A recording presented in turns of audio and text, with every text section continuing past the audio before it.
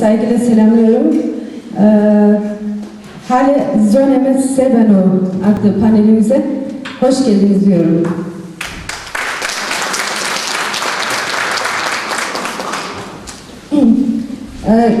Şu an gördüğünüz gibi yanımızda konuşmacılarımız var. Ben programa başlamadan önce kısaca bu panelin biliyorsunuz bu konusu dil olduğu için kısaca dil nedir, kültür nedir? Çok sizleri sıkmadan değinmek istiyorum. Dil bireye düşünce üretebilme, düşüncelerini dışa vurma, bilgi edinme, geçmişini hatırlama, gününü yaşama, geleceğine yön verme, kişiliğini kazanma, hayatını sürdürme gibi daha pek çok açıdan yardımcı olmaktadır. Çünkü kişiliğimiz biraz da dilimizle kazanılır. Kişiliğimiz aslında dilimizde gizlidir. Dil, hayatın her sayfasını kapsayan, her an onun içinde yaşadığımız genişçe bir dünyadır. Kısaca dil aslında hayatın kendisidir diyorum. Kültür dediğimizde, kültür insanoğlunun biyolojik olarak değil de sosyal olarak kuşaktan kuşağa aktardığı maddi olmayan ürünlerin bütünüdür diyoruz. Ben programımıza başlamadan önce yanımızdaki konuklarımızı tanıştırmak istiyorum ve kısaca kendilerini tanıtsınlar. Yanımda dil bilimci Almanya'dan katılan arkadaşımız Mesut Keskin var. Bir alkış alalım Mesut Keskin'e. Hoş geldiniz. Bu tarafta Eren Kılıç arkadaşımız Viyana'dan katılıyor. Eren'e bir alkış alalım. Gazeteci yazar Hüseyin Şimşek arkadaşımıza da bir alkış. Teşekkürler, çok sağ olun. Şimdi ben program başlamadan çok kısa arkadaşların kendilerini tanıtmasını rica ediyorum. Mesut Keskin kim? Kısaca anlatır mısınız? Prosto mai delal, mei mani Edel Granis ma più pia hera mai paina tsumano arahina mai. Ora mani biz olmaz sonra abi piyasa beni sormak kesebi kerimi. Bu arada kısa bir soru Zazaca'yı hiç anlamayan var mı aramızda? İyi. Satabiliriz bakıyoruz olmak kesebi. Neyse ara sıra yine de çoğunluğumuz Zazaca'yı dilinden ötürü yine de hoşgörünüze sığınarak dilimizi de kullanmak, konuşmak istiyoruz. BG yani zorlamak her zaman vardı. Ben Mesut Keskin, Veladra Desin Plemoriye Deresansara, Doğmaz Raslaman'da. Bakıyoruz yine hep yani. Yok yani buraya geldiğime çok mutlu oldum. Çünkü bir yandan sanki kendi köyünde veya kendi yöremde gibi hissettim kendimi. Çünkü çoğu zaten bizim yörenin insanları. Neticede Dersim olsun, Erzincan, Bartın olsun hep tabii aynı kültürü, aynı dili, aynı inanca sahip olan insanlarız. Horacı biz olmak deseyken yani insanla yeni bir insanla. Neyse, İstanbul'da aman edina. İstanbul'da doğduktan sonra işçi ailesi olarak Almanya'ya geldik ve 2 yaşıma basmadan ondan beri Almanya'da yaşıyorum. Yani köyde yaşama şansına maalesef sahip olmadım. 1994'ten beri 93'te zaten Zazaca belli bir vahiy alır gibi bu dilin gittikçe kaybolduğunu fark ederek yönelmeye başladım dillere. Zaten dile olan bir sempatim genel olarak bir sevgim vardı. Varsa bunu önce kendi diliyle başlamakla ve kendi dilini konuşmakla yapılması gerektiği kararına varıp önceden sadece anlayabildiğim ama konuşamadığım dilimi konuşmaya başladım. Evde yani dil devrimini evde gerçekleştirip sadece ondan beri ailemle de Zazaca konuşmaya sadece yani Türkçe'de tabii ister istemez oluyor içinde konuşmaktayım ve 94'ten beri çalışmalarımı işte dergiye yazarak Vare, orada gördüğünüz Vare dergisi ve diğer dergilerde de redaksiyonda bulunduğum oldu. Sonrasında Darmstadt Dersim Derneği kurucu üyelerindeyim. Bonne Kultur Hediyesi adında Almanya'da. Sonra 2003 yılında Enstitü Sasaki Verein zur Förderung der Sasa-Sprache adlı enstitü, dernek bilim adamlarıyla birlikte ve Zazaca yazarlarla birlikte kurduğumuz bir enstitüyü kurabildik. 2009 yılında da karşılaştırmalı Hint-Avrupa Dil Bilimi, Vergleichende Indogermanische Sprachwissenschaft adlı bölümü Frankfurt Üniversitesi'nde bitirdim. 2009'dan beri de doktora tezime başladım. 2009'dan beri yani hala doktora tezimi sürdürüyorum ve yaklaşık 4 yıldan beri de üniversitede Zazaca dil dersi vermekteyim. Çoğu zaten yine bizim insanlar. Üniversite öğrencilerimiz çoğu dil meraklı olan. Bu da çok sevindirici gerçekten. Ve hala bu konuda yani seminerlerle, konferanslara katılmakla ve bu gibi panellerde sizlerle buluşmakla bir şeyler yapmaya çalışıyoruz. Bu arada tabii bu panel fikrini ortaya koyan saygıdeğer Nurgül arkadaşımıza ve Dersim Doğa ve Kültür Derneği Viyana'daki arkadaşlarımıza teşekkür edelim. Türkiye Novası verdi. Beleza, então avançando um pouco, vamos para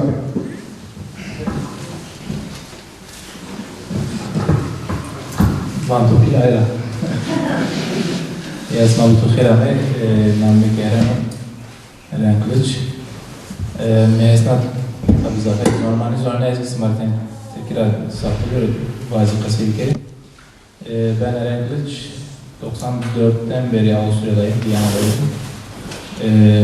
Ben aslında Wirtschaft informatik okudum. Dille çok alakalı olmayan bir şey ama Almancayı öğrenirken fark ettim hem Türkçem çok iyi değil hem dağarcığımda bir dil daha var. Ne olduğu belli değil benim için. Onu öğrenmem gerekiyordu. Merakla bunu öğrenmeye başladım. Yani ekonomide bilgisayar okurken dilimi de geliştirmeye çalıştım. Böylelikle 99'da Viyana'da bir yerel radyo kuruldu. Radyo Orange.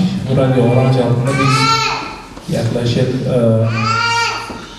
şimdi günümüzde 2 saat süren bir radyo programı yapıyoruz. Her hafta pazar günü 99'dan beri yaklaşık 12 yıl oluyor. Bizim kendi dilimizden Zazaki ve Kurmancı olmak üzere bir radyo programı yapıyoruz. Bunu siz isterseniz canlı dinleyebilirsiniz internet üzerinden. Direkt Orange altından canlı live diye bir link var, ona tıklayıp dinleyebiliyorsunuz. 2000 ila 2005 yılı arası Viyana Üniversitesi'nde Zazaca bir öğrenim grubu vardı. Ona bir şekilde öğretmenlik demeyeyim de ben de beraber öğrendim bir şekilde organizasyonunu ya da ön hazırlığını falan yaptım. 2007'de Viyana'da tekrar yeni bir televizyon açıldı. Bu da bir serbest televizyondu. Okto. Orada her ay yarım saatlik bir Zazaca program yapmaya başladım. Ki programlarımızdan birinde Liz'den yapmıştık. Liz'den o yüzden tanıdığım yüzler var. Ama potansiyelimiz de çok büyük. Yani birkaç değil 10-15 program daha çıkarabiliriz diye düşünüyorum. Daha sonrasında Kamer Söylemez Viyana'ya gelince benim için bir şanstı. Beraber 4 tane kitap çıkardık. İşte bu resimli sözlükleri ve alfabeyi. Bunları ilgilenirseniz oradan temin edebilirsiniz. Bunlar bizim dilimizle ilgili çalışmalarımız. Daha bir yön çalışmayı aslında planladık, yapmak istiyoruz. Teşekkürler.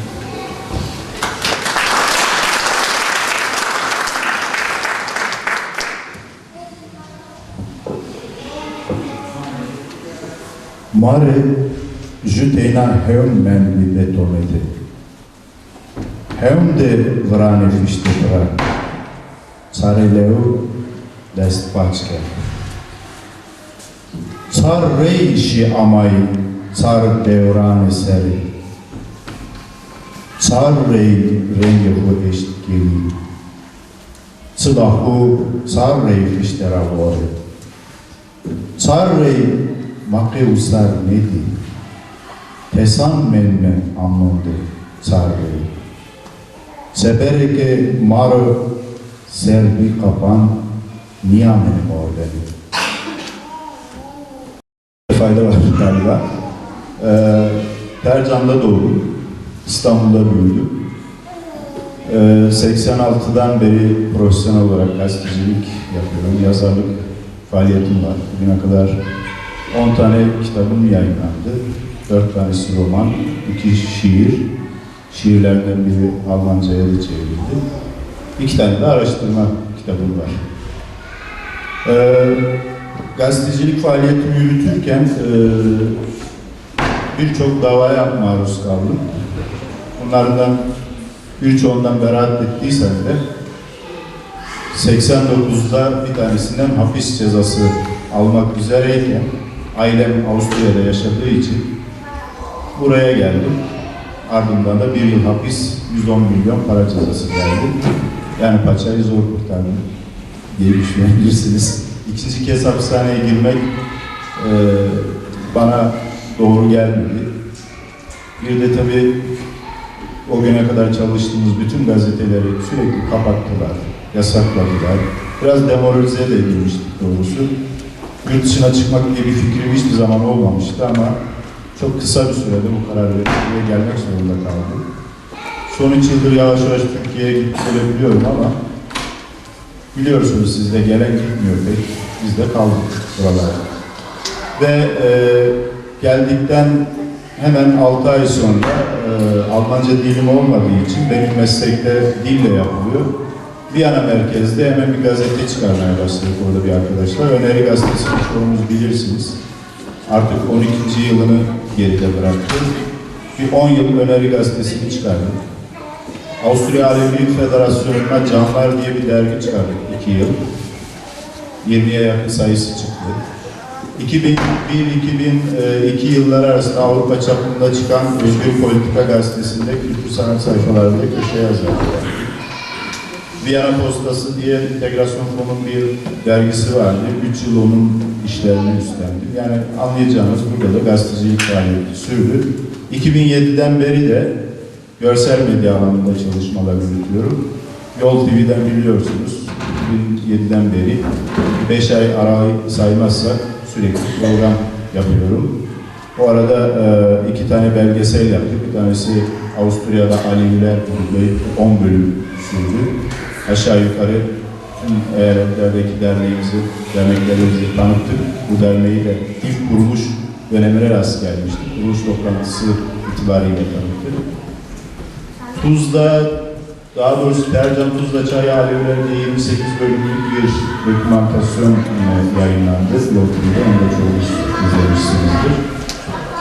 Kitap çalışmalarda, televizyon programlarda devam ediyor. Şimdi ben aslında ana dilini içine doğan bir çocuğum. 7 yaşına kadar, okula başlayana kadar tek kelime Türkçe bilmiyordum. Dolayısıyla aslında sağlam bir temelim var. Bir çocuk bu yaşlarda şekillenir zaten. Ben kendi ana dilinde şekillenmiş bir insanım. Yani.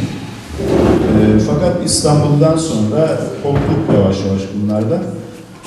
2005 yılından itibaren Viyana'da Kürt Kitap Fuarı diye bir fuar yapılmaya başladı. Ana dile dönüş böyle başladı bende ve sürüyor. Bir 7 yıl burada ana dilin yeniden ilgisi dahilindeyiz. Ben daha çok bir edebiyatçı olarak, bir yazar olarak neler üretebilirim, onunla ilgili kafa yormaya çalışıyorum. Şimdilik söyleyeceklerim bu kadar. Teşekkürler. Arkadaşlara teşekkür ediyoruz. Şimdi ben konuklarımızın bugün bizi aydınlatacağı konuları kısaca okumak istiyorum. Mesut Keskin, dilin bilimsel sınıflandırılması, dilin coğrafik dağılımı, nerelerde konuşuluyor? Zazaca'nın Dersim'deki durumu ve atılması gereken adımları anlatacak.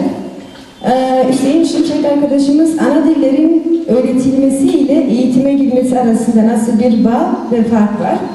Dünyada ana dillerin eğitime giriş tarzında ne tür örnekler sıralanabilir? Üçüncüsü ise Avusturya'da Zazaca ile ilgili neler yapıldı? Bundan sonra neler yapılabilir diyecek. Eren arkadaşımız da bu dili konuşanların bu dile ilgisi nedir diyecek. Ben sözü Mesut Keskin'e bırakıyorum. Dilin bilimsel sınıflandırılması. Reyna Bakirdi. Dilin sınıflandırılması üzere şimdiye kadar dil bilim adamlarının özellikle o baz alacağım alan dil bilimi olacak. Yani bu konuda her ne kadar çok derin araştırma yapılmamışsa da ama Zazaca gibi belli bir zamana kadar yasak ve ulaşılması dağlarda, özellikle dağlık bölgelerde konuştuğu için ulaşılması zor olan bir dil üzerine yine de iyi bir adımlar atılmalı. Şu an yani son 100 yıl içinde ne gibi bir araştırmalar yapıldığı üzerine nasıl sınıflandırıldığı, dil bilimciler olarak nasıl baktığımızı dile getirmeye çalışacağız. Sonra da dilerseniz bir sohbet şeklinde de bu dilin özellikle yaşadığı bölgede yani bugünkü Türkiye sınırları içinde Doğu Anadolu'da veya Kuzey Mezopotamya'da nasıl bir adımların nasıl atılması özellikle hükümet tarafından belirlenmesi gerekiyor. Zazacan'ın sanırım artık eskisi gibi birçoğumuz hemen hemen haberlerden olsun veya çoğu internet üzerine belli bilgilere saniyesinde ulaşmaya sahibiz. Zazacan'ın hemen hemen artık nerede konuşulduğunu, yani ana yurdun neresi olduğunu hemen hemen bilmekteyiz. İşte bugün özellikle Dersim, İç Dersim veya Tunceli olarak bilinen coğrafya veya Fırat ve Dicle boylarının başladığı yerler arasında konuşulduğu, yani Bingöl, batıdan Koçgiri, Karamel bölgesinden yani Sivas, Zara, Kangal, Ulaş, Hafik gibi bölgeden başlayıp Gümüşhane ve Bayburt'un birkaç köyleriyle hemen hemen Erzincan'ın birçoğu bölgesini, Bingöl'ün hemen hemen hepsi, ta Hınıs, Erzurum'un Hınıs, Varto, Çat, Muş, Varto bölgesine dayanarak oradan Bingöl üzerine Diyarbakır'ın hemen hemen bütün kuzeydeki kazalarında ve Elazığ'ın çoğu tekrar konuşmaktadır ve güney sınırına Urfa'ya bağlı olup Siverek, Adıyaman'ın Gerger ve ondan sonra kuzeye doğru Diyarbakır'ın Çelbik ve Çıngış ilçesinde de yoğun bir şekilde konuşulmakta. Gördüğümüz diğer bölgelerde işte bir nevi ya sürgün olarak gitmiş birkaç yıl önce olan işte Kars, Selim ilçesinde bağlı birkaç köy, Ardahan'ın bir köyünde ve buradaki Mutki ilçesine bağlı birkaç köyde konuşulmasıyla birlikte 300-400 yıldır belki Aksaray, eskiden yani Niğde Aksaray olarak bilinen bölgede konuşulan köylerde Kürtçe ile birlikte konuşulmakta. Kayseri, Sarız'ın da tekrar iki köyünde konuşulmakta Koçgiri'den göçmüş olan ve diğer bölgeler yerli, her ne kadar yerli bölgeler olmasa da bugün Türkiye metropollerinde İzmir, İstanbul, Antalya vesaire veya Bursa, Gemlik özellikle gibi bölgelerde de konuşulmakta ve son 40-50 yılda da bildiğiniz gibi işte bizimkiler Almanya başta olmak üzere İsveç, Avusturya, Fransa, İsviçre gibi bölgelere işçi göçüyle sonra siyasi olarak gelen insanlar olarak bu dili buraya da aktarmayı bir nevi başardık yani. Hatanıka zoruma arduyta isalayda payraverdanı. Zazacan'ın dil bilimdeki yeri burada şöyle diyeyim, bu gördüğümüz biraz soy ağacına benziyor. Öyle bir şey de yani bir insanın nasıl ki nenesi dedesi ve dedesinin dedesi nenesinin dedesi olduğu gibi diller de birbiriyle akrabadır. dillerinde işte Zazaca'nın yeri İrani diller arasında. Yani İran derken sadece bildiğimiz bugün İran devleti değil, bir dil biliminde kullanılan bir genel bir addır, yani bir üst terim. Yani Farsça, Zazaca gibi, Kürtçe gibi, Beluçi gibi İrani bir dildir. Yani bir Farsça bütün dillerin anası değildir. Yani o da bir ailede olduğu gibi hepsi birbirinin diyelim amca çocukları. Böyle Domana Apani. İşte Zazaca'nın da sonraki tabelada göreceğimiz gibi kuzey-batı, coğrafik olarak kuzey-batı İrani dili olarak bilinmekte ve bu kuzey-batı İrani dillere işte Gorani, Hazar, yani Kaspışı diyalekti dediğimiz Sennani, Mazenderani gibi dillerde dahil. Bunlar Kuzey İran'ın kuzeyinde Hazar Deniz'in kıyısında konuşulmakta olan diller. Talişi, Gürcü ve Kürtçe de tabi Zazaca ile akraba bir dil ve bildiğimiz Farsça, işte ta Doğu İrani olarak tanımladığımız Oset dili de var Kafkasya'da konuşulan. Yani Anadolu Mezopotamya'da tutun ta Çin devletin sınırlarına kadar yapılan araştırmalara göre 3 tane diyalekten yani lehçeden oluşmakta.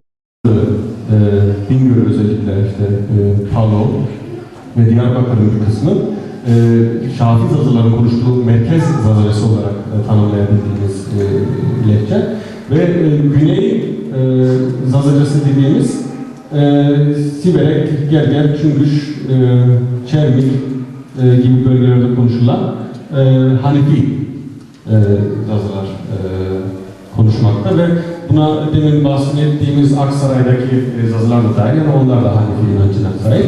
Ama bu Sarız, Kayseri Sarız'daki de dediğim gibi Koçgiri, Karabel bölgesinden oraya göçüp ve daha öncesi Dersim'den, işte Külübül, Kozak gibi bölgelerden oraya geçmiş Alevi Zazalardan konuşulmakta.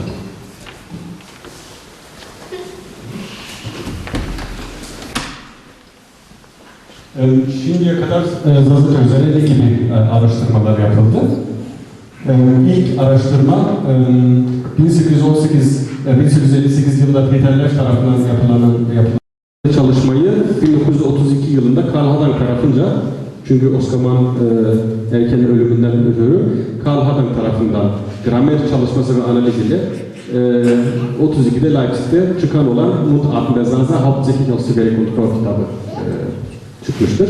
Ve bu kitapta da ilk olarak dil bilimsel açıdan Zazaca'nın başlı başına bir dil olduğunu kanıtlamıştır. Yani gramer ve sözcük hazinesi bakış açısından, tarihsel gelişimi bakış açısından Zazaca'nın o zamana kadar bilindiği gibi Kürtçenin bir lehçesi veya başka Farsçanın bir lehçesi değildi. Başlı başına bir dil olduğunu kanıtlamış. Ve bugüne kadar da bu görüş dil biliminde korunmakta. Aynı şekilde tabii bu dil bilimi insanlarının Kürtçe, Farsça ve diğer diller üzerine de araştırma yaptığını tabii söylemek gerek. Uzun bir zaman sonra işte Terolin Todd Amerika'dan gelip Almanya'da Siverek, Çermik tarafından Zazalarla konuşup bir gramer çalışması, Grammar of Dimli yapmıştır. Ve sonra 1998'de yapılan yayınlanan bir doktora tezi, Doktor Zülfü Selcan tarafından, kendisi Dersimli, Pahsuru Rao, Alizo. Yani bizden de bir adam ilk olarak çıkıp doktora tezini Grammatik ve Zazaşba adıyla Berlin'de yayınlamıştır ve aynı yıl 1998 yılında Ludwig Paul, İranolog Ludwig Paul tarafından doktora tezi Grammatik Untersuchana Dialektologie adlı eserde yayınlamıştır. Kendisi de bugün Hamburg Üniversitesi'nin İranoloji bölümünde profesör doktor olarak bir kürsüye sahip ve aynı zamanda ünlü Kürdolog David Mackenzie'nin de öğrencisidir. Yani David Mackenzie'nin Kurdish Dialect Studies adına iki önemli bir cilt olan çalışmaları mevcut.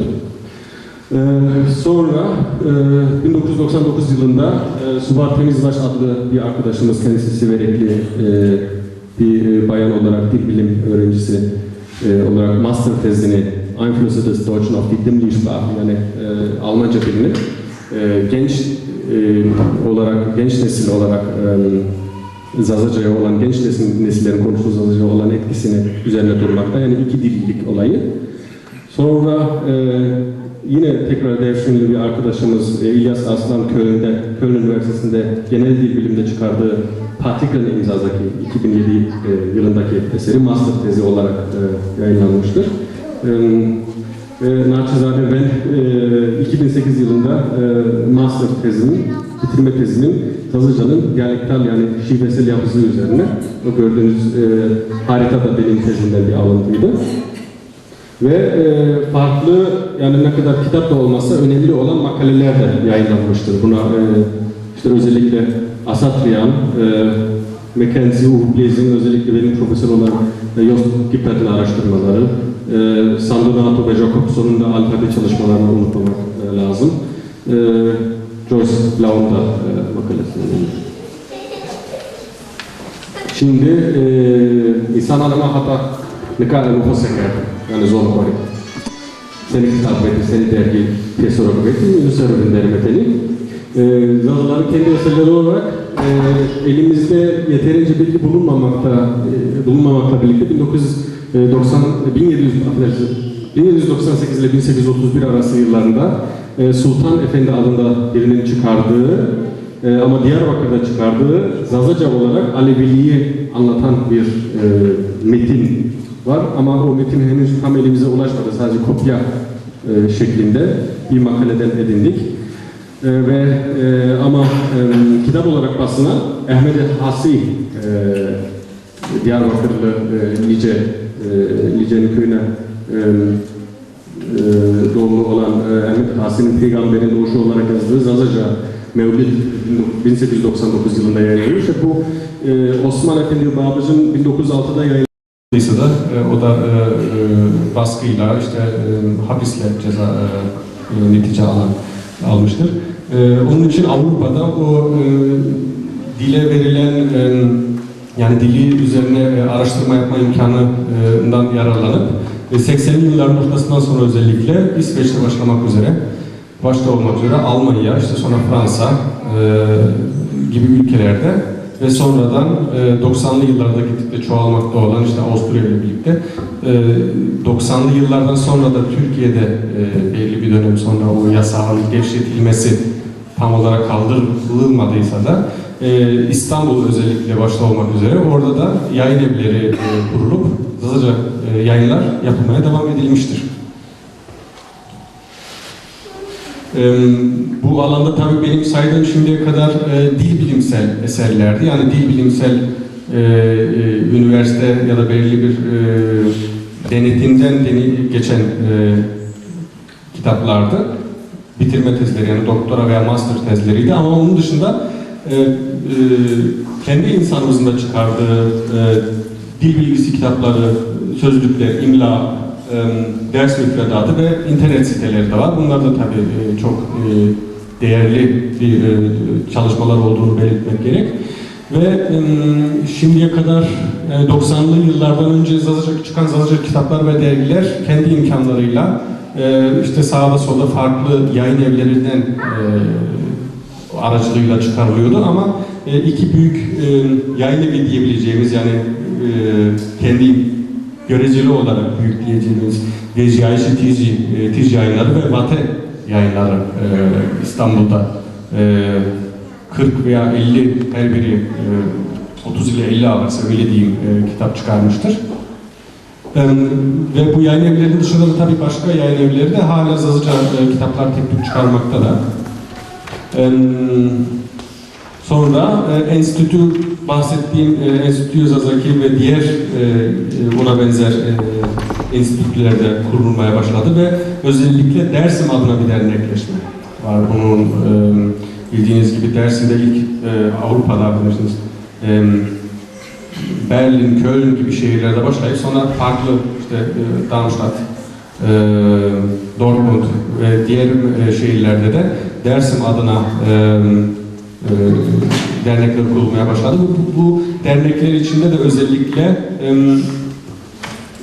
Zazaca belli bir önem verilmeye başladı. İlk defa insanlar 30 yıl sonra belki Zazaca bir cem duyabilme imkanına sahipti. Kendi dilinde. Yani her ne kadar Zazaca artık cem okuyabilen bir dede bulmakta zorlandıksa da yine de belli bir her ne kadar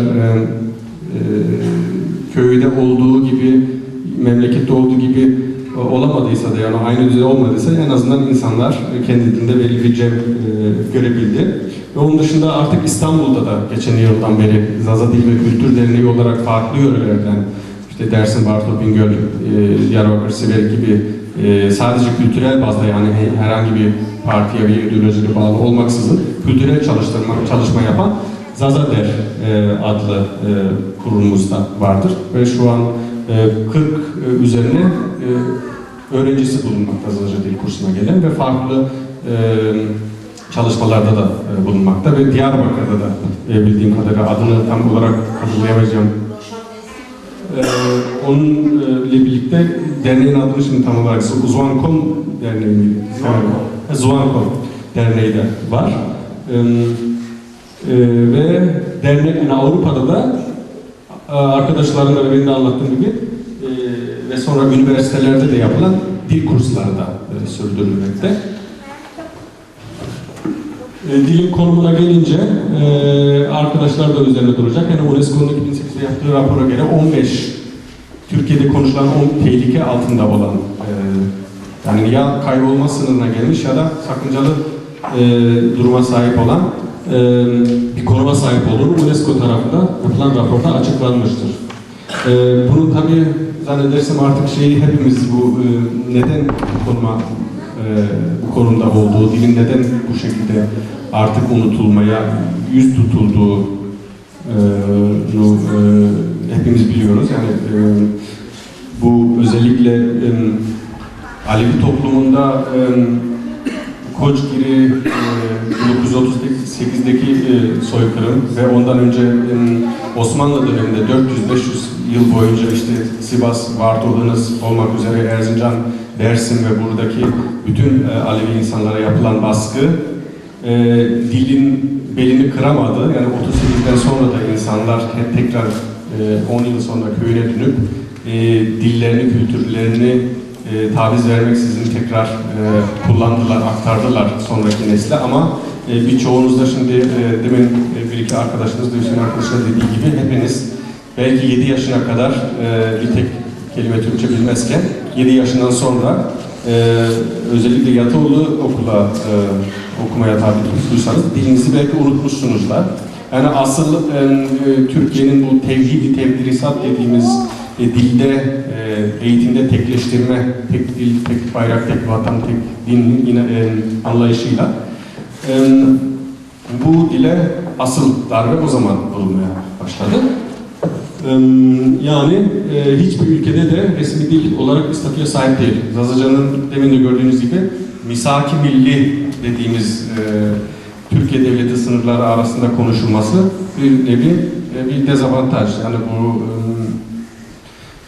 diyelim ki Kürtçenin konuşulduğu gibi Ermenistan'da veya Irak'ta veya İran'da konuşulsaydı belki daha fazla diğer ülkede en azından şansı olabilirdi ama bu şansa maalesef sahip değil. Dil bilimci Jacobson'un Hanım ile birlikte yaptığı, bizimle çalışmalar yapan imla çalışması da çıkaran bir Amerikalı dil bilimci olarak yani i Almanya, Russland des Server des Muslimen zolmak musay, mapya işte seminer vraştınız olması gerekiyor. Çünkü bir numara pers verdik ama onların Dersim'deki özellikle Zazaca'nın konumu 6 ile 7 arasında gördüğümüz basamak yani zon, teynat pilura kaseybeno veya zereçeyi de zon kaseybeno her az jübin de zon kaseybeno yani aileler arasında konuşuluyor ama veya bazı ailelerde, bazı yörelerde sadece büyükler tarafından konuşularak genç nesle aktarılmıyor. Yani şimdi Zazaca'nın yaklaşık 3 veya 6 milyon ya da 4 milyonun sayısını tam olarak bilemiyoruz ama bu kadar insanın konuştuğu dile acaba ne kadar kaybolma tehlikesine sahiptir diye sorusunu sorarsak, onun belirleyici olan sayısından ziyade dilin sonraki nesile aktarılıp aktarılmamasıdır. Yani 10 milyonda olsak ve bu dili hiçbir torunumuza, çocuğumuza aktarmazsak dile zaten geleceğini, yani ölümünü belirlemiş oluyoruz. Ama diyelim ki 10 bin, 20 bin gibi sayıya sahip olan dilleri konuşan insanlar var ki dillerini diyelim ki ya özellikle bir şekilde veya devlet dili olarak da, bu küçük devlet dili olarak da korursa, sürekli aktarırsa, hani 1000 konuşanı 1000 tane bile olsa aktarmaya, yani ayakta kalmaya imkanına sahiptir. Bu dediğim tabi Dersim için geçerli, fakat diğer yörelerde durum biraz daha iyi.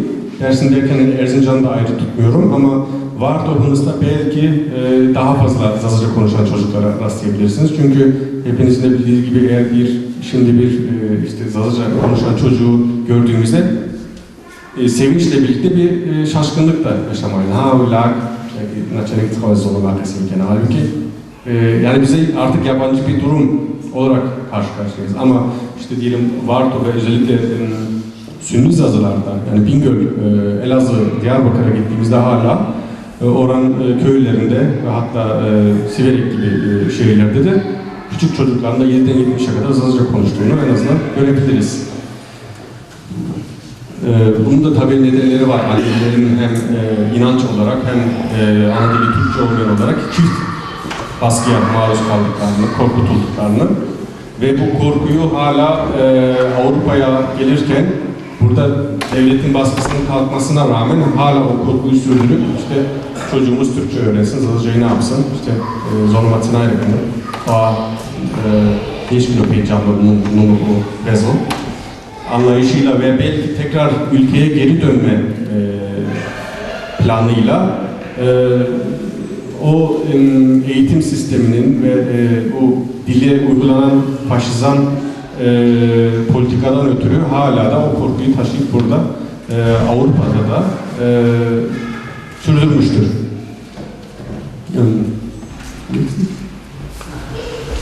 Burada çözüm üzerine isterseniz aradan sonra beraber bir sohbetle, yani bu konuda devletin nasıl bir adım atması, ne gibi adımlar atması gerek ve bizim de aslında bununla birlikte ne yapmamız gerek. Çünkü insanlarımız Türkiye vatandaşı olarak bu dile, bu devlete vergi, asker vesaire veriyorsa en temel hakkı kendi kültürel ve dil ihtiyaçlarını da karşılamasıdır. Yani insanların, zannedersem ki çok özellikle Alevilerin burada bulunan insanlar bu konuda şey yok ama Türkiye'de hala insanın devlet için var olduğu gibi bir anlayış var ama bunun aslında tam tersine.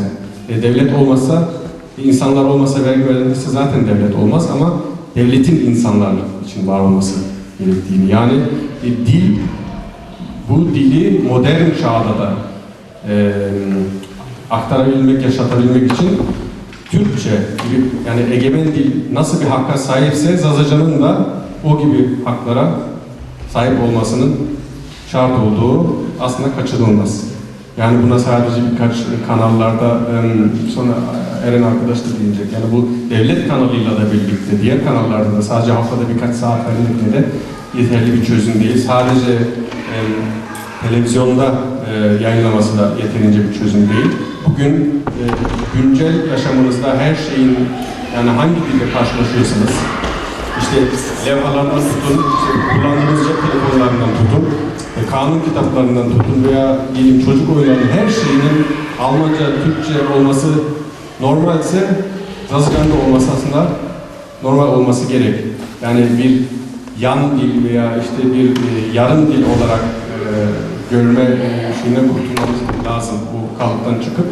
Bu en doğal insanın en doğal olduğu bir haktır. Yani bunun kimsenin bunu sorgulamasına bile imkanı yoktur ve bu dilin serbestleşmesiyle birlikte tabii inancın da, çünkü bizim baskı altında bulunan Alevi olarak diyoruz. insanlarımızın her tür baskıya rağmen gizlilik altında olsa da kültürü, inancı aktardığı gibi onu da artık serbest bir şekilde aktarabilecek. Zazaca olarak çünkü en azından benim annemin, babamın çağına kadar aktarıldı. Ve ben annemde aslında Zazaca dışında bir dua duymadım. O şekilde görmedim. Ve insanların gelip işte Zazaca dilinde dua olmaz gibi bir hiç yersiz iddialarda bulunmaları. Aslında o da tabii doğru bir bakış açısı değil. Çünkü insanlar bilmediği, görmedikleri için. Ama buyurun hala Dersim ve Perimler Nazmiye'ye gidin ve dedelerimizin hala orada Zazaca cem tutabildiklerini görün ve onu da insan aktarılabilmesi en doğal, en insani hakkıdır ve bu hak sorgulanmaz. Yani isterse bunu devlet veya hangi üst kurum olsa yapsa da aslında bir insanlık suçudur. Fazla uzatmadan Sarı Sozak med azın Zafka Siker ez mikrofondan uaklama orada peki abazım kasekeniz mapıyor piyavos var bir gos ez gostu. Çok sağ olun.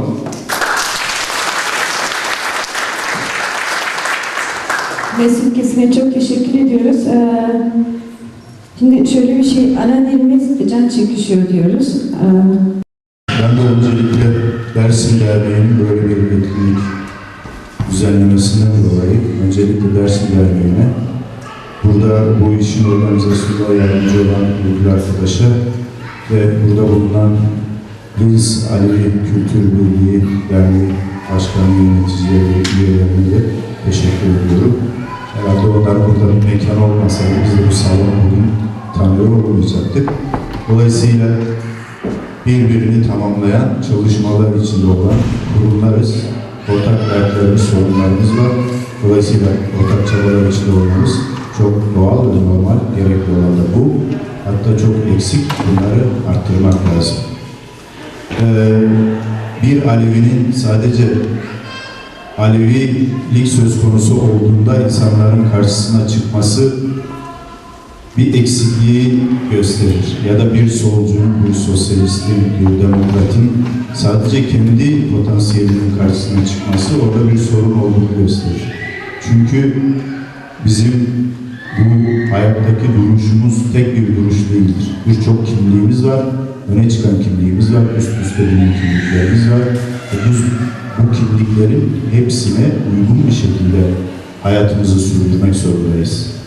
Özellikle de yaşadığımız dönemlerde biliyorsunuz her birimize göre kimimizde siyasi kimlik öndedir, kimimizde inanç kimliği, kimimizde etnik kimlik başattır.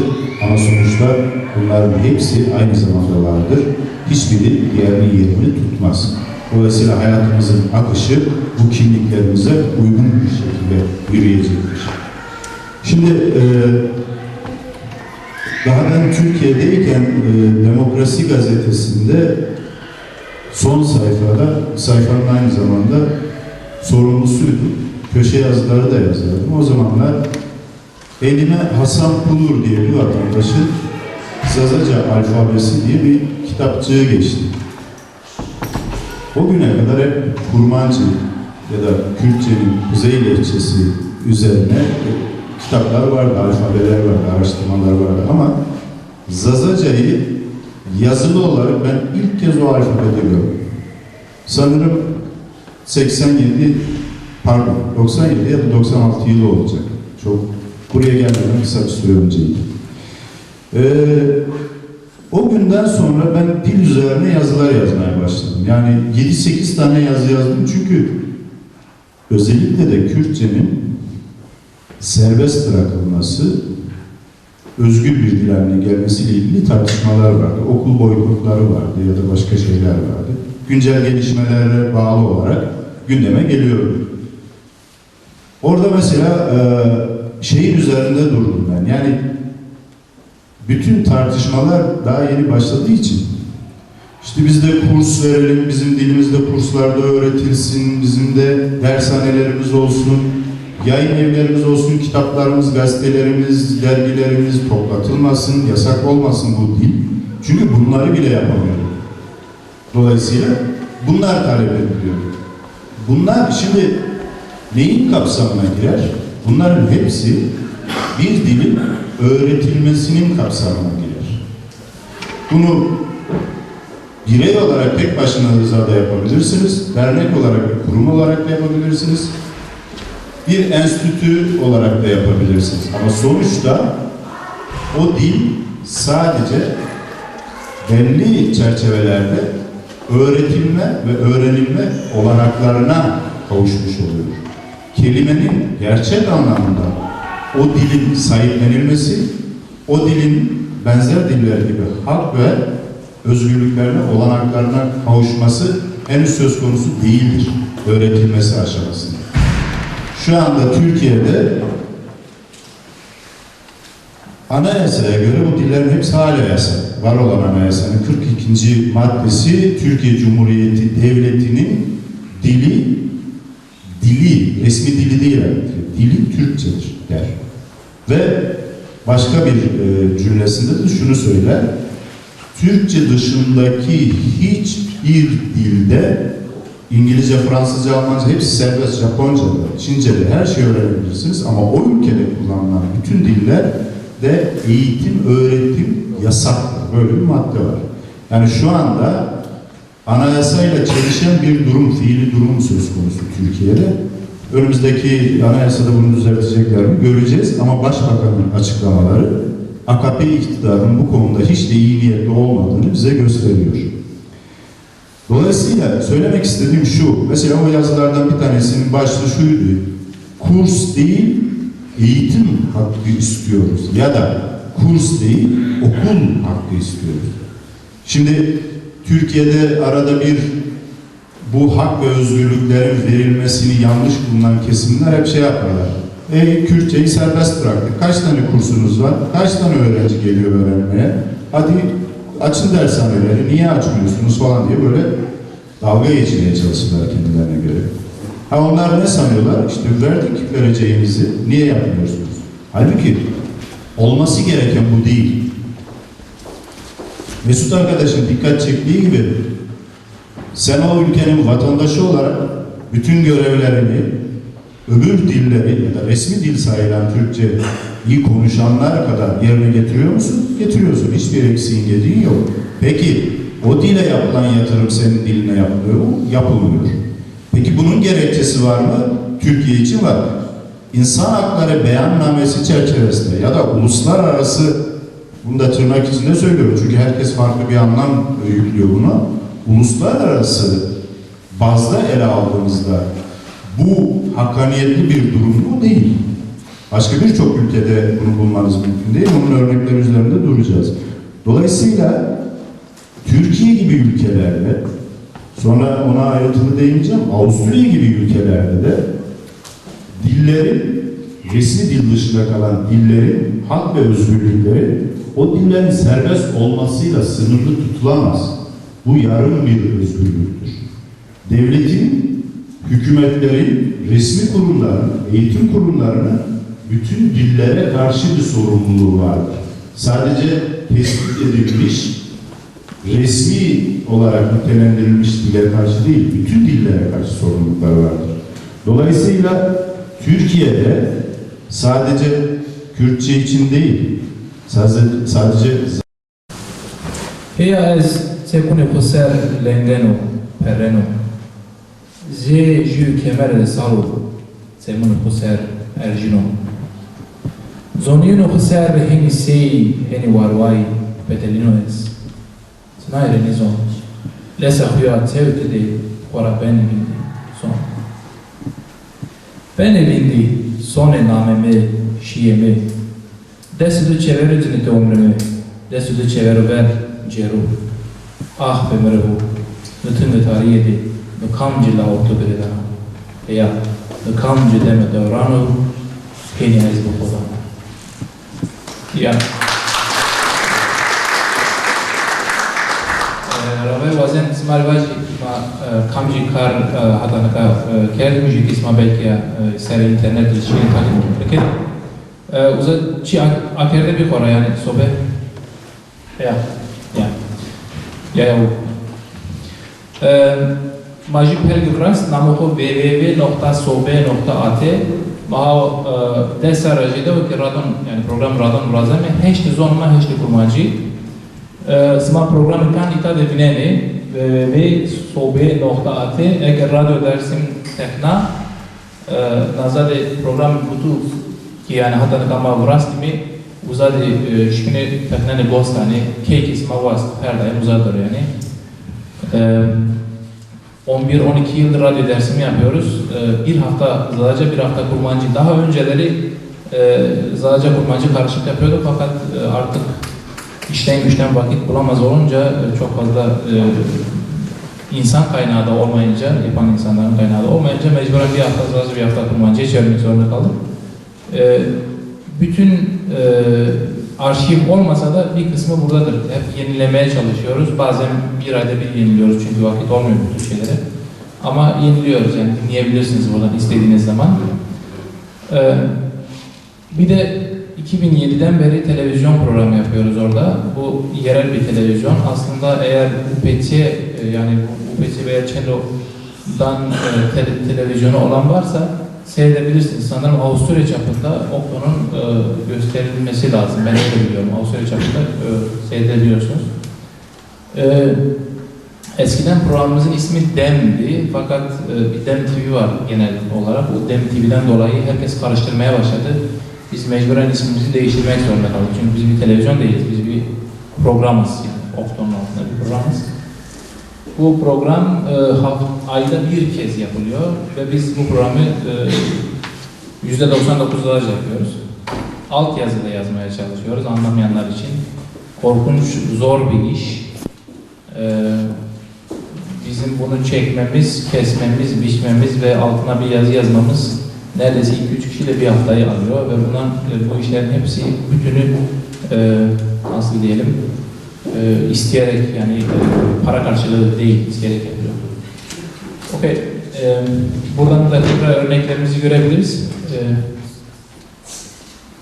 İşte bazı programlarımızı burada görebilirsiniz. Dediğim gibi Sobe AF altında videos var. Orada tıklarsanız bir yığın programımız var. Atmadığımız program daha için olabilir ama yavaş yavaş atıyoruz hepsini. Sanırım bizde çektiğimiz program da burada olması lazım. Şayet burada yoksa Okto sağ olsun son bir hafta içerisinde kendi sayfasını yeniledi ve eski tüm arşivi attı buraya. Bütün arşivi Okto'nun sayfasında da seyredebilirsiniz. www.okto.tv yani bölü sobe altında bizim geçmiş programlarımızın hepsini tıklayıp seyredebilirsiniz. Her programımız 27 dakika. Umarım bu en azından öğrenmek isteyenlere kulak dolgunluğu sağlar diye düşünüyorum. Bir de dediğim gibi bizim işte son 2 yıllık bir çalışmamız var. 2 yıl önce başlattık. Kamer Söylemez geldiğinde beraber başladık. Bizim 4 tane resimli sözlüğümüz. Bu resimli sözlüklerde bir tanesi alfabe üzerine. Burada alfabeyi resimlerle tanıtıyoruz. Yanı sıra ufak tefek işte altına dörtlükler de var. Çocuklara okumak için. Bir kitabımız Zarzavedo Yemiş. Bunlar bütün hepsi resimli ve altlarında isimleri var. Mümkün mertebe Almanca ve Türkçeyi de koymaya çalıştık altına. Bir sonraki çalışmamızda bunları birleştirip kurmancı da yapmayı istiyoruz. Ama bu bizim biraz zamanımızı alacak. Bir kitabımızda hayvanema yani teorilima. Bütün hayvanları mümkün mertebe toparlayıp isimlerini yazarak yaptık. Bu çalışma aslında çok zor bir çalışma. Yani bütün resimleri tedarik etmek, bulmak ve onları temizlemek, güzel bir şey çıkarmak çok zor. Son olarak da Hazreti Ukavi diye yani el aletleri ve mutfak aletlerinin bütün isimlerini çıkarıp buraya yazdık. İşte dil öğrenmek isteyenlerin aslında gramerin yanı sıra kelime haznesine de ihtiyacı var. Kelime haznesi de neredeyse yok olmak üzere. Bir çalışma daha var, o da bizim kamera arkadaşın son albümü yeni çıktı, yani ilk ve son albüm şu anda. Çok iyi şiirler var burada, daha önce dinlemek isteyenler için birebir tavsiye ederim. Şimdi bizim arkadaşların sunumu, yani asmen bizim dilimizin bilimsel olarak nerede olduğunu bize tanımladı.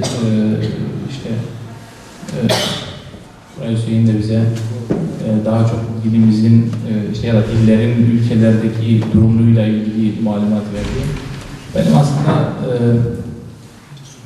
asıl isteğim ve görevim bir önceki konuşmada da yapmıştım.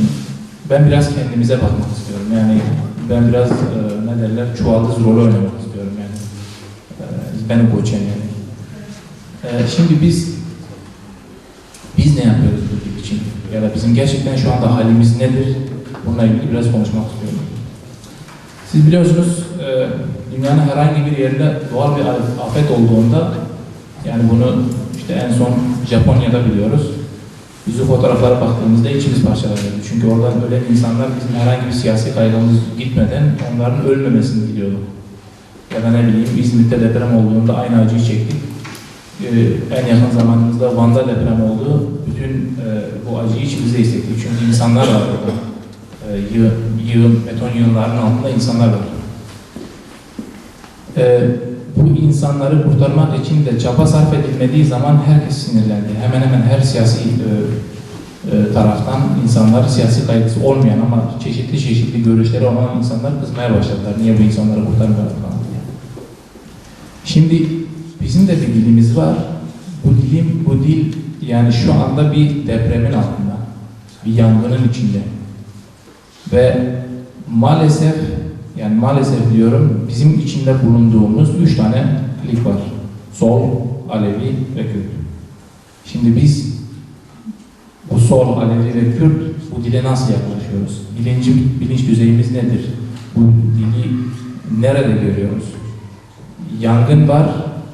Biz bu yangından dilimizi kurtaracağımıza, bu beton yığınları altından dilimizi kurtaracağımıza biz hangi kaygılarla yaklaşıyoruz? Öncelikle solcular ele alalım mesela. Sol hareketler. İşte diyelim sol hareketler ne yaptığı zamanda 70'lerde, 60'larda, 70'lerde memleketimizin dağlarında gezerken, köylerimize gelirken Marx'ı, Lenin'i, Troçki'yi ya da herhangi bir sol literatürü Türkçe okudular. Türkçe okudukları için ne yaptılar? İşin basitine kaçtılar. Gittiler dağlarda dolaşan insanların, Türkçe bilmeyen insanlara bile Türkçe anlattılar onu. Haliyle eğitim seviyeleri yüksek olduğu için insanlarda şöyle bir inanç uyandı. Ne kadar akıllı konuşuyor ama Türkçe konuşuyor. Yani kendi dili değersizleşti, Türkçe değerli hale geldi. Herkes kendi dilini bir şekilde yani değersiz bulmaya başladı. Yani Kemalizmin okulları bir tarafa, sol hareketin yaptığı bu yanlış dilimize aslında çok kötü bir darbe vurdu. Ve maalesef aradan 30-40 yıl geçmesine rağmen çok ciddi bir değişiklik de olmadı. Yani sol hareketler hala oturup şapkasını önüne koyup biz bu halkın diline ne yaptık, nasıl geri dönüp en azından yaptığımız hatayı düzeltebiliriz diye bir düşünme payı olmadı. Çok küçük sağda solda dergilerde falan görüyoruz artık. Yavaş yavaş böyle makaleler, şiirler falan çıkıyor ama bunlar biraz bana şey gibi geliyor. Yani işte vicdanımızı nasıl rahatlatırız gibi geliyor. Vicdanımız rahatlasın tabii ama yani dil ölüyor sonuçta. Vicdanımızın rahatlaması bir şey getirmiyor. Bu bir eleştiridir. Şey olsun diye söylemiyorum. Sol hareket emek için mücadele verirken, haklı bir mücadele verirken böylesi bir yani böyle ölmekte olan bir dile ya da işte zaten devletin baskısıyla karşı karşıya bulunan bir dile böyle yanlış yaklaşması da aslında kendilerinin oturup düşünmesi ya da bizim kendimizin de çünkü biz de sol literatür içinde düşünüp bulmamız gereken bir noktadır. Bundan sonra aslında biz kendi içimizde ne yapabiliriz? Sol hareketler içerisinde işte bir yığın dernek var. Bu dernekler bu dil için ne düşünüyorlar? Ne yapmalılar diye bence durup düşünmeliler. Her ne kadar da bugün aslında eskisi kadar güçlü olmasalar da yine de kitleleri var ve bu kitlelerin içerisinde büyük bir çoğunluğu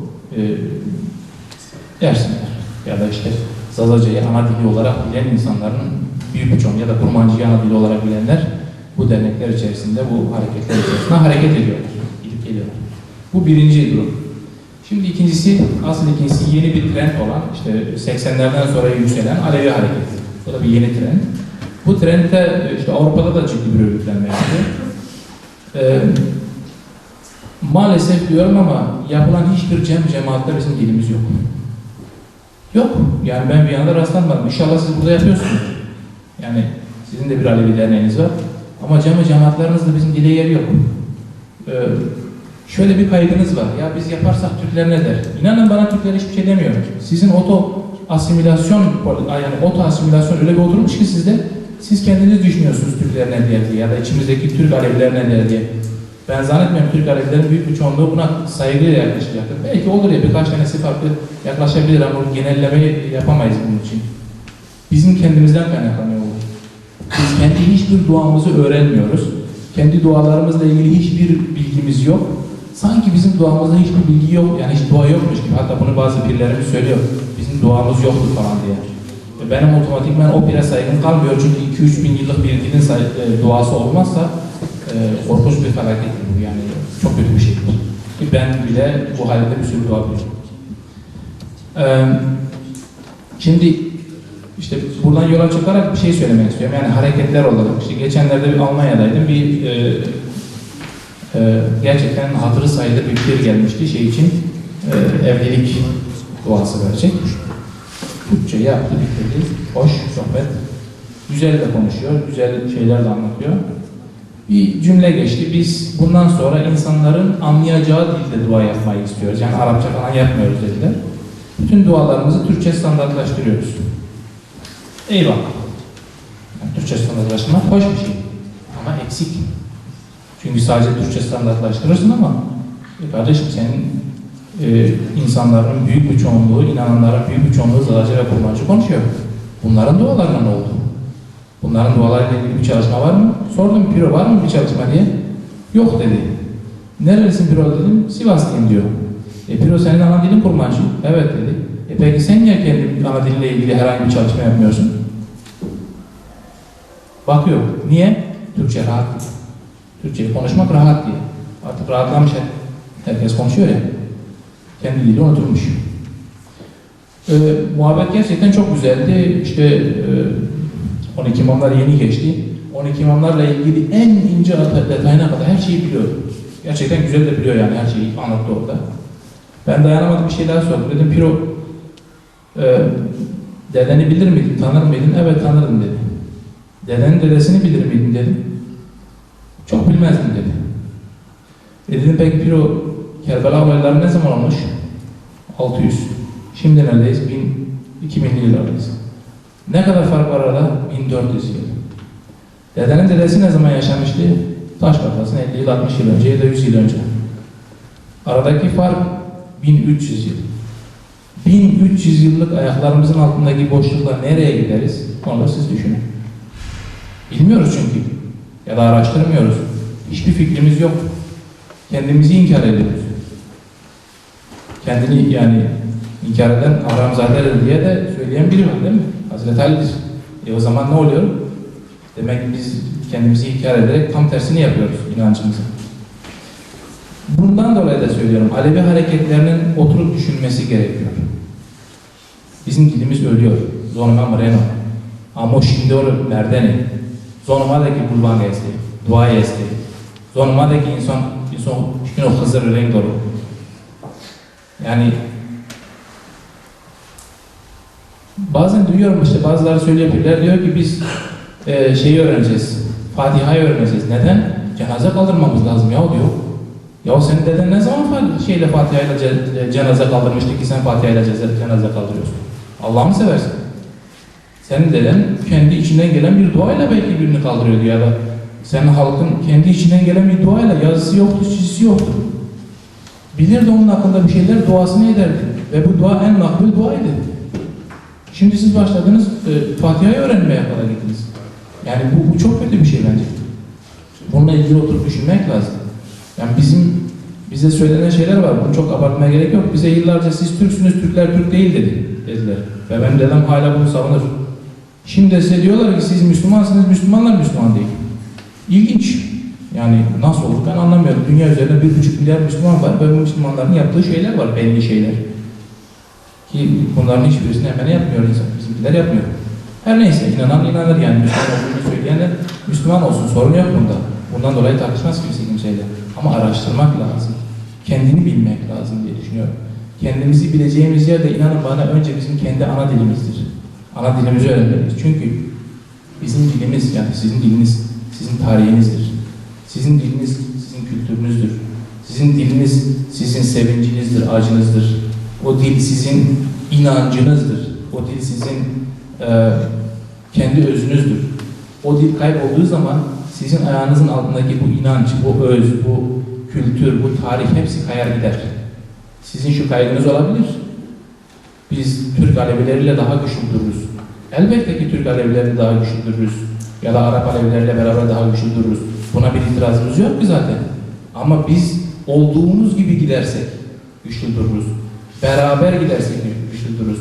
Şimdi biz de yan yana duruyoruz. Biri Hüseyin, biri Eren. Şimdi ben kendimi dersem yo ben de Hüseyin'im. Nasıl olacak bu iş? Hayır, Hüseyin ve Eren yan yana gidecek. Yani Türk Alevileri, Kürt Alevileri veya Anadolu'daki diğer Aleviler yan yana gidecek. Ama herkes kendi özüyle gidecek. Herkes kendi benliğiyle orada duracak. Böyle birinin benliğini yok ederse yani kendisine hayrına olmayanın başkasına bir hayrı olur mu diye bir deyim var değil mi? Olmaz yani, ben öyle düşünüyorum. Üçüncü olarak şeye gelelim. Şimdi Kürt örgütlerine gelelim. Yani Kürt örgütleri aslında bir anlamda doğru adım attılar. İşte mesela örneğin Roş ya da Met TV kuruldu. Met TV kurulduğunda örneğin işte Zalaca 2 saat yayın yapıyordu ya da 4 saat yayın yapıyordu. Ama bana göre çok azdı. İyi bir başlangıçtı ama korkunç azdı. Neden? Çünkü biz ne diyoruz? Yani sol içinde söylüyoruz, Aleviler içinde söylüyoruz, Kürt hareketleri içinde söylüyoruz. Ne diyoruz? Diyoruz ki devlete baş kaldırırken ne diyoruz? Asker veriyoruz, vergi veriyoruz, hak istiyoruz. Aynı şekilde Alevilere de insan veriyoruz, Kürt örgütlerine de insan veriyoruz, sol örgütlere de insan veriyoruz. O zaman ne diyoruz? Hak talep ediyoruz. 11 tane televizyon varsa bir tane Zalaca olmalıdır bence. 24 saat yayın yapan televizyon olmalıdır. Az eksiktir bu, eleştiridir. Yani bu konuda da adım atmalılar. Yani Kürt örgütleri içerisindeki insanların adım atması gerekiyor. Örgütlemesi gerekiyor. Kürtçe nasıl ki kurmancı için bir televizyon varsa Zalaca için de bir televizyon olması gerekiyor. Çünkü kurmancının durumu hayli Zalaca'dan çok iyidir. Çünkü Güney Kürdistan'da kurmancı üniversitelerde okutuluyor. Bugün devlet desek ya sıkıldım sizden ya alın dilinizi ne yaparsanız yapın. Kurmancı için bir sorun yok. Hemen güneyden getirirler. Ama Zazaki için korkunç sorun var. Çocuk kitaplarımız bile yok. Hiçbir şeyimiz yok bizim. Çalışan insanlar zaten azınlıkta. 3-5 tane Avrupa'da toparlasan 10 kişi, ona da biz destek olmayız. Dışarı çıkarız, her şeyi satın alırız, her şeyi yaparız. Ama bir gün bir tane Zalaca kitabı satın almayız. Yani işte kurmancı kitabı satın almayız. Hatta öyle acayip sorular da gelir. Yani işte bizim alfabemiz var mıydı ya falan diye. Yani sanki alfabe çok zormuş gibi alfabemiz var. Var bizim. Hatta 2-3 tane alfabemiz var. Üzerinde kavga ediyoruz. Hangisi doğru değil inanın bana. Yani Türkçenin bir tane alfabesi var. Bizim 2-3 tane alfabemiz var. Üzerinde kavga ediyoruz. Hangisini daha çok kullansak diye. Yani biz yine zenginiz bu konuda. Yani onu bilin, haberiniz olsun. Ben sözü çok fazla uzatmayacağım. Şunu söylemek istiyorum. Siyaset kaygısı insanı yanlış yere götürüyor. Sol hareketlerde de, Alevi hareketlerinde de, Kürt hareketinde de. Siyaset kaygısı insanı, yani siyaset kaygısı olması gerekiyor tabii, yok demiyorum. Ama bu bağlamda işte bizim dilimiz bağlamında siyaset kaygısı bize yanlış şeyler yapıyor. Bizim dilimiz ölmek üzereyken bu siyaset kaygıları bana çok böyle şey geliyor, uzak geliyor, hoş geliyor. Çünkü yapılması gereken şeyler çok açık. Bu dili nasıl geri getirebiliriz? Bu dili nasıl tekrar hayatımızın içine koyabiliriz? Siz diyebilirsiniz ki ya aslında nedir ya Zalaca? İçi dolu Türkçe. Öyle değil. Sizin dağarcığınızın içi Türkçe'de bu. Ben Zalaca'nın içinde muhakkak Türkçe vardır, etkileşmiştir falan filan ama öyle içi dolu Türkçe değil. Türkçenin içine bakalım isterseniz. İçi Arapça doludur.